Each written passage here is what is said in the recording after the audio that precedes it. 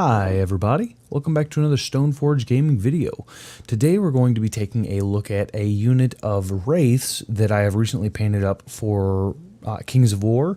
They are Mantic Wraiths. Actually, they're a mix of Mantic and Reaper Wraiths. And the reason I put this picture up at the very beginning here is this is sort of the tone. This is actually a picture from The Return of the King, the Lord of the Rings movies.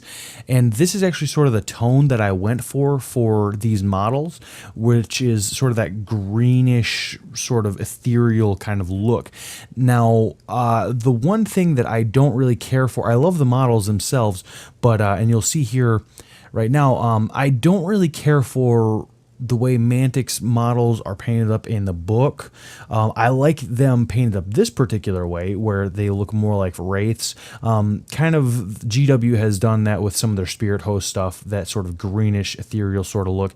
Now, what I've done here is I've actually done them as a troop. This is for Kings of War. This is a 10-man unit, but 5 of them I've done up as Mantic Wraiths that are their different setup, because you can put the Wraiths however you want to, with two-handers, one-handers, whatever. It doesn't really matter. And then the other Wraiths here are from the Reaper Bones sets. They are the sort of greenish see-through or semi-translucent plastics.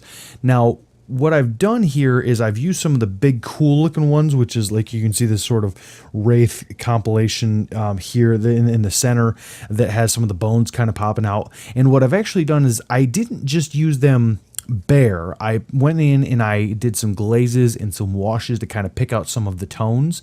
And for the other Wraiths, for the Mantic Wraiths themselves, I've actually done them up with a layer of airbrushing and dry brushing. Oh, by the way, this is the first time I'm actually using one of Mantic's, their actual sets that they have for multi-basing. This is the first unit I've ever actually multi-based, so I think it turned out pretty well.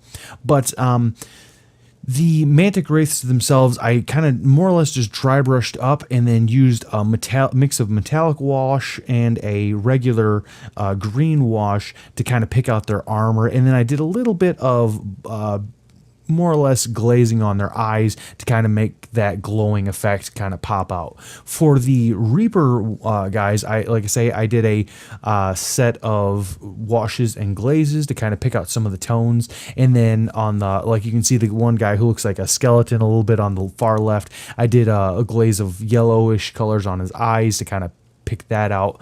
Now, for their base here, I actually did the entire thing on a Mantic's multi-basing kits, which are actually really cool because they're separated into troops, regiments, and you can do them up as hordes. And so what I did was I did the whole thing because there was a very good texture on the base, and then I just added in some rocks, some little details, and then kind of covered up some of the imperfections with putting just the Mantic Wraiths on there by themselves. And then I added some flocking, and so more or less my normal Borderlands sort of color.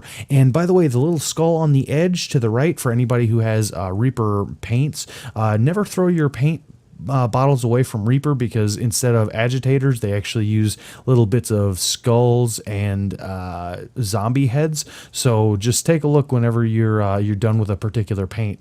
But overall, I really enjoy. I know I showed some of my Wraiths before, because this is actually enough to where now I can have 2 sets of 10, so basically 2 troops or a regiment for Kings of War, but the other ones are not multi-based, but they are using the same sort of thing with the Wraiths, where I'm using half of them as the modified Reaper Bones and half of them as the Mantic Wraiths.